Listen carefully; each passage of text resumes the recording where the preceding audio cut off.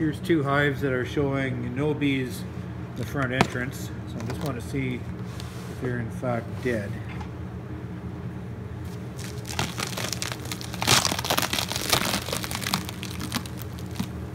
We've got ourselves a little cluster up at the top here. This hive is not dead. It's small.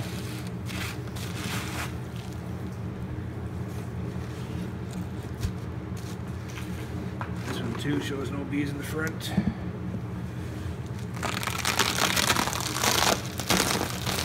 Looks like the cluster, not a big cluster, but it's about the size of a basketball. Moved up to the top, so these guys are not dead either. They've just moved up. I can see a decent cluster from the bottom there, and this one I don't see any cluster. So we'll just take a peek to see what's going on inside.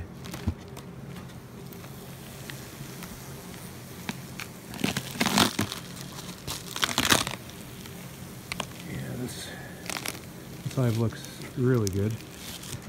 Okay, so that's the cluster I can see in the bottom. This one is, let's see what's up here.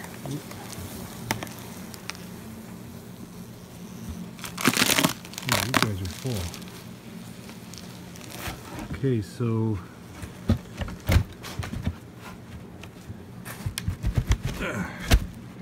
those guys are full of bees, but they're not showing on the bottom.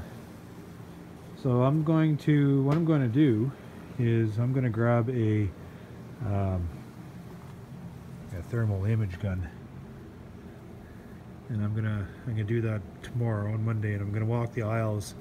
I'm going to see what is actually going on in here, whether or not the bees have just moved up out of sight, or if they're dying like my impression has been. So I'm going to do that tomorrow.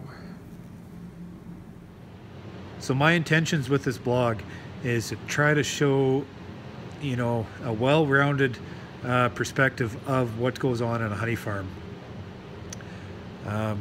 I tend to love showing off my success. We're always showing off the best hives we have, and it gives kind of an impression that this craft is easy, but that's not the case. Success in this business, you know, represents less than half. I'd say failure represents more about this craft than anything else. We're always on our heels. We're always reacting to problems. We don't know what the hell's going on. We're trying to react to situations that are out of our control. It's a tremendous blow to our motivation, and it's not easy to get through. Like right now I'm walking the aisles, I can't see my bees. Where the hell's my bees? I'm gonna do some tests, and just a few spot checks here are showing me the bees have just simply moved up in the box. They might be a little bit smaller than what I'm used to. How's this going to pan out? I have no idea. But I'll make you a bet. Even if I had to buy some bees in to replace some losses. Come June 1st, I'm going to be walking the bee yards, and I'm going to be showing you tremendous success again as these hives pull through winter and into spring.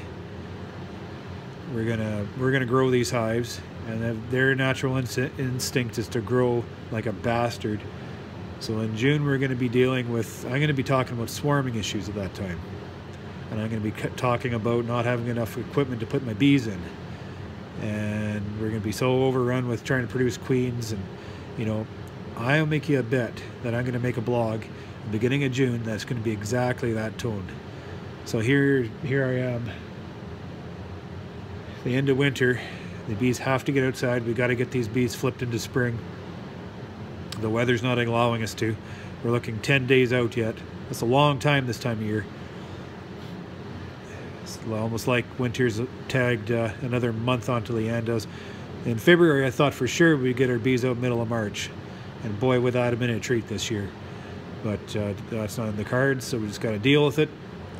Take on a little bit of extra loss, maybe buy some packages in to fill some empty boxes, and carry on with business. So that's what this craft is all about. dealing failure. The successful beekeepers, you'll notice, are the ones that can take the losses, they accept the losses, and deal with it. Carry on to the next day. So at any rate, I'm going to get a gun in here tomorrow just to see where these heat signatures are in the boxes, if there's any, and take it from there.